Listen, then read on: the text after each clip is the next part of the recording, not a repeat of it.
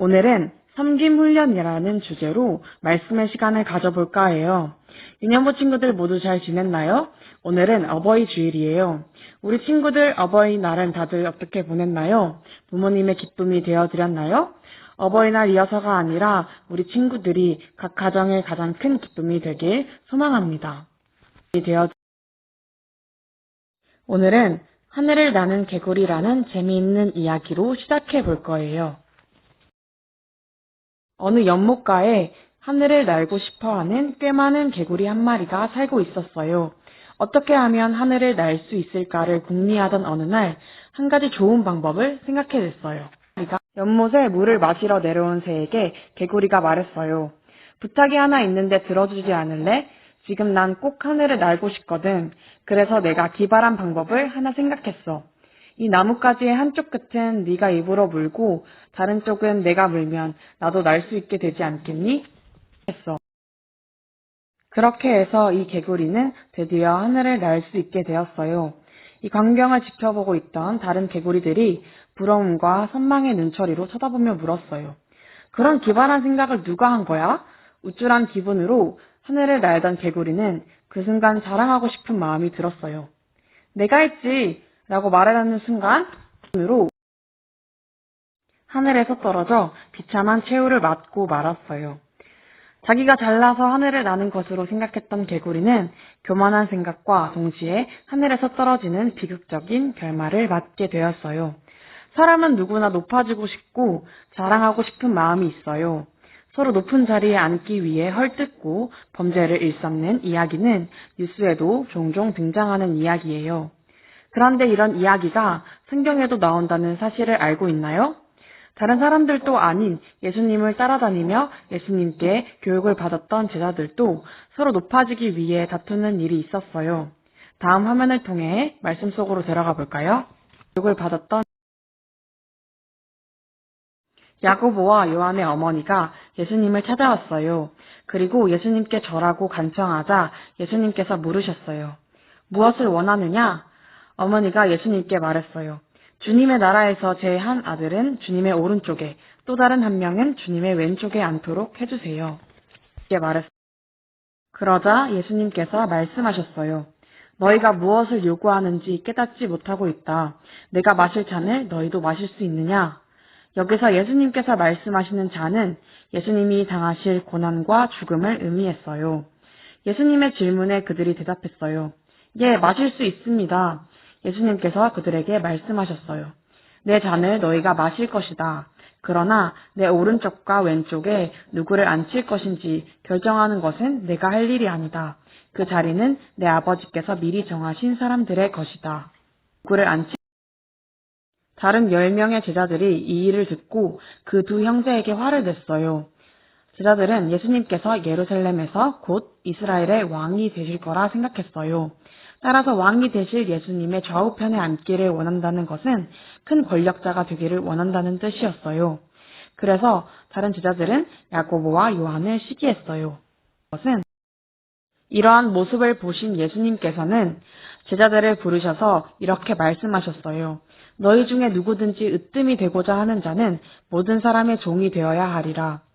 예수님께서는 제자들에게 높은 자리에 오르기를 원하는 자는 다른 사람을 섬기는 종이 되라고 말씀하셨어요. 이것은 정말 이해하기 힘든 말씀이었어요. 예수님의 말씀을 이해하기 힘들어하는 제자들에게 예수님께서 말씀하셨어요. 오늘의 텐트 말씀이기도 하죠. 다 같이 소리내어 읽어볼까요?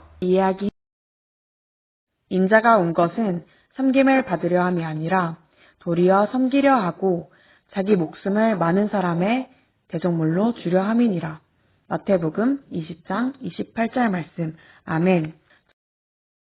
이 일이 있기 전 예수님께서는 자신이 죽으실 것을 제자들에게 말씀으로 미리 알려주셨어요. 하지만 예수님께서 자신의 죽음에 대해 말씀하셨음에도 불구하고 야고보와 요한의 어머니는 자신의 아들들을 하나님 나라의 가장 높은 두 자리에 앉혀달라고 부탁했어요. 모두가 같은 마음으로 예수님 옆자리에 앉고 싶었던 걸까요? 야고보와 요한의 어머니의 이야기를 들은 나머지 제자들도 화를 내며 서로 논쟁했어요. 예수님께서 직접 자신의 고난과 죽음에 대해 말씀하셨는데 못 알아듣고 서로 높아지려고 하는 제자들을 보며 예수님께서는 얼마나 답답하셨을까요? 그런데 예수님께서는 이렇게 답답하고 어리석은 우리들을 섬겨주셨어요. 예수님께서는 제자들의 논쟁 속에도 자신이 이 세상에 온 목적을 분명히 알려주셨어요. 예수님은 우리를 구원하신 위대한 왕이세요. 위대한 왕이신 예수님의 별명은 섬김의 왕이에요. 예수님께서는 평생토록 남들을 섬기셨고 심지어 모든 사람을 섬기는 대속물이 되셔서 십자가에 죽으셨어요.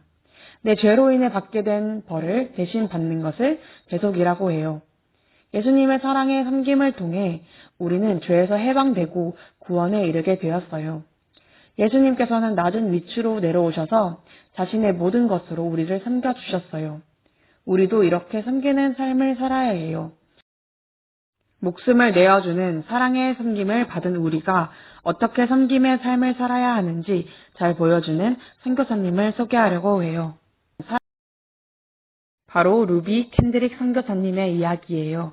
다 같이 영상 보고 올까요?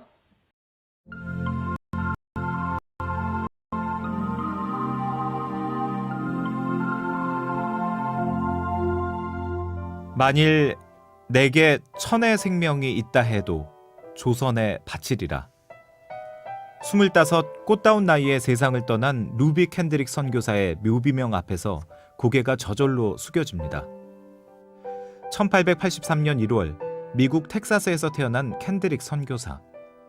1905년 캔자스 여자 성경 전문학교를 졸업한 후 미국 남감리교 선교부를 찾아 조선 선교사로 가겠다고 자원하지만 선교사 파송 연령 제한에 걸리고 맙니다.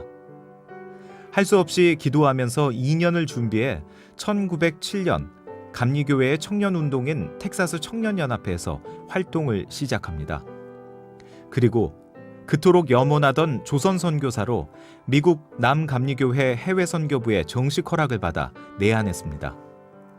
딸을 염려한 부모의 반대를 무릅쓴 용기 있는 결정이었습니다. 이미 20살 이전부터 해외 선교사로 나가겠다는 그 결심을 하고 선교본부에 계속 요청을 했는데 나이가 너무 어리다고 하는 그런 이유로 2년 동안 지연되다가 1907년 24살 때 이분이 왔거든요. 도착하자마자 낯선 한글을 배우고 개성에서 학생들에게 성경과 영어를 가르치며 아픈 아이들을 간호하는 일에 헌신했습니다. 그런데 이제 동료 선교사들 얘기에 의하면 항상 그 여학생들을 지칭할 때 My Korean Sisters, My Korean Sisters 이랬대요. 내 사랑하는 조선의 누이들, 동생들 이런 식으로. 그러면서 굉장히 사랑한 여동생들을 돌보듯이 여학생들을 돌봐줬던 거죠. 사랑스럽고 진실해 모두에게 사랑받았던 그녀였지만 1908년 6월 19일 조선에 온 지 9개월 만에 급성 맹장염으로 세상을 떠나고 맙니다. 내가 죽거든 텍사스 청년들에게 10명, 20명, 50명씩 조선으로 나오라고 일러주세요. 캔드릭 선교사가 숨을 거두기 전 텍사스에서 에브워스 청년연합회로 날아온 편지는 그녀의 유언장이 되고 말았습니다. 비록 짧은 삶이었지만 조선인을 누구보다도 사랑했던 캔드릭 선교사였습니다. 동료 선교사들한테 서울에서 이제 마지막 숨을 거두기 전에 남긴 유언이 내가 죽거든 내 시신을 내 고향 텍사스로 가져가지 말고 내가 예수를 전하기 위해서 왔던 이 땅 사람들 속에 나를 묻어달라. 그러니까 이분은 그리스도인으로서 한국에 와서 보여준 건 죽음의 모습을 보여준 거 외에는 없어요. 근데 그 죽음의 모습이 굉장히 감동적인 거죠. 그녀가 죽은 후 그녀를 파송했던 에브워스 청년연합회는 12만 달러를 모아 캔드릭 추모 기금을 조성했고 그녀의 유언을 따라 여성 선교사 12명을 한국으로 파송했습니다. 마지막 편지가 텍사스에 전달됐을 때 텍사스 에버 청년회 대회가 열리고 있었습니다. 그래서 그날 20명이 선교 지원을 한 거예요. 그중에 이제 한국에 온 분들도 있고 아시아나 아프리카나 다른 나라 간 분들도 계시고 그리고 그분들이 이제 양화진에 묻힌 캔드릭 선교사의 묘비를 우리가 세워주자. 그 묘비의 모양을 가보시면 알겠지만 포도송이 모습이에요. 이 하늘의 미랄이 땅에 떨어져 죽으면은 30배, 60배, 100배의 결실을 맺는다. 그래서 텍사스가 2차 세계대전 끝날 때까지 한국에 계속해서 선교비 보내주었고 또 선교사도 파송하고 한국뿐만 아니라 아시아나 아프리카나 다른 나라에도 계속 선교사를 보내는 이 땅에 뿌려진 청년의 뜨거운 피가 우리를 하나님 앞에서 두드렸던 삶의 계산기를 모두 내려놓고 무릎으로 나아가게 만듭니다.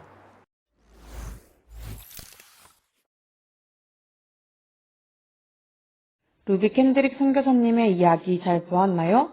선교사님은 복음을 전하기 위해 한국에 와서 9개월 만에 병에 걸려 죽게 돼요. 사람들이 보기에 먼 곳에 와서 죽은 것밖에 더 있어? 라고 생각할 수도 있어요. 그러나 루비 켄드릭 선교사님이 한국에 와서 보여준 섬김의 모습은 죽음이었어요. 선교사님의 묘비의 글귀가 인상 깊어요. 만일 내게 1000개의 생명이 있다 해도 조선을 바치리라. 어쩌면 바보 같아 보이기도 해요. 그러나 선교사님의 마지막 유언이 텍사스의 많은 청년들의 마음속에 뿌려져 또 다른 선교사들을 파송하게 되는 열매를 맺었어요.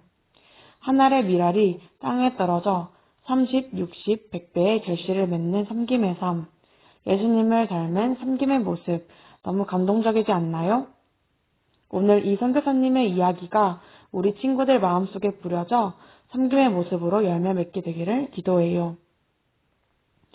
야고보와 요한의 어머니가 예수님께 간청했던 것처럼 사람들은 더 높은 자리에 올라가고 싶어 해요.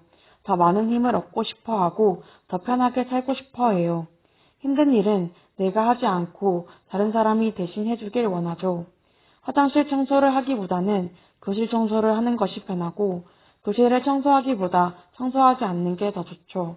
내가 해야 하는 청소까지 누군가 대신해 준다면 너무 좋을 거예요. 이렇게 우리는 다른 사람을 섬기는 것보다 섬김을 받기를 원해요. 예수님께 부탁했던 어머니와 똑같은 마음이에요. 그런데 예수님은 섬김을 받으러 오신 것이 아니라 섬기러 오셨다는 것을 꼭 기억하길 바래요. 이 세상에서 으뜸이 되기 위해서는 오히려 종이 되어야 한다는 것 잊지 않았으면 좋겠어요. 칭찬받기 위해 섬기는 것이 아니라 하나님이 우리를 사랑하신 그 사랑이 바탕이 된 섬김의 어린이가 되기를 기도해요. 이 세상에서가 아니라 하나님 나라에서 으뜸이 되는 하나님 나라의 스타가 되기를 축복합니다.